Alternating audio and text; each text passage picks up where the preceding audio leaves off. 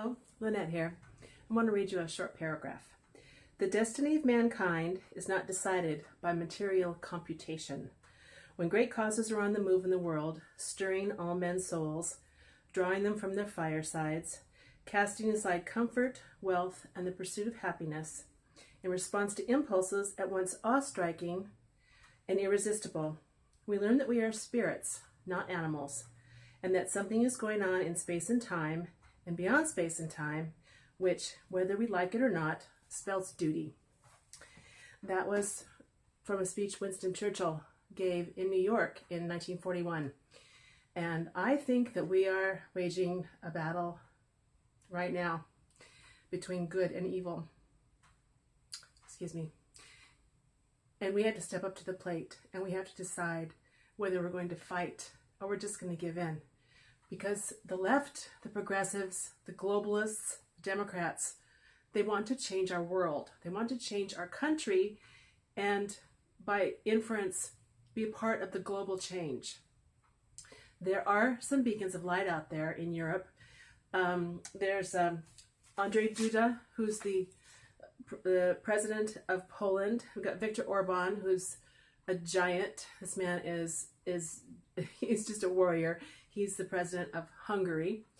And Matteo Salvini, whose title is Deputy Prime Minister in Italy. And all these people have joined together. Oh, and let's not forget Bolsonaro in Brazil that was elected a few days ago. All of these people are labeled alt-right, far-right, white nationalists, anti-Semitic, anti, when in reality, all they are is patriots and nationalists who care about their country not being taken over by the globalists. And America, we're being invaded by a different army, but it's still an army, and it's still an invasion. It's coming from our southern border, and it's still part of the globalists' plan to make a one world order. If you think that this is not intentional, that this is just a strange coincidence, what's happening in America is happening in Europe, you're wrong. It's all part of the same thing. The commander-in-chief in Europe is the EU, and they are trying to make Europe be one country. I saw a story today, it literally broke my heart. It was about a town in England called Savile Town, as in Savile Row. I assume there's some sort of a tie between that and the suit. And there's, out of 4,000 citizens there, only 10 of them are British people. The rest are Muslims. And this is going on all over England, all over France, all over Germany, all over Italy. And without these people that I mentioned to stand up and say, no more, not to us, in just a few years' time, literally 2 years, there would be no Europe whatsoever. As it is, these countries have done either kept them out completely in the case of Hungary or severely limited the influx of the Islamic hordes that are coming there. In America, we have people coming from a third world country, which is what Mexico, Central and South America are. Let's just face it. If you look at these pictures, you can see this is a third world country.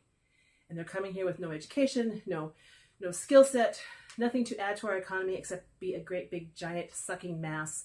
And that will drag down our economy, drag down America. And it's what the left wants. They want their votes because they want power.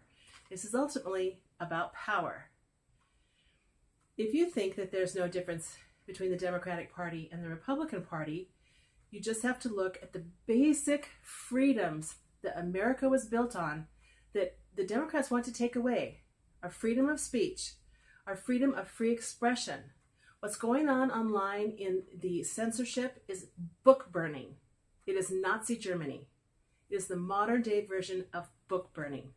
If they don't like what we say, they will take our words and they will throw them on the fire. And they'll be gone. And they will prevent you from speaking. Our freedom of assembly, the modern day version, is Facebook and Twitter. And if they cut you off there, they're saying you can't speak to the public, which is what they've been trying so hard to do before these midterms, because we scare them. It's a battle between good and evil. And the good means that whether you want to call yourself a Republican or a conservative or a walkaway Democrat, you have to decide.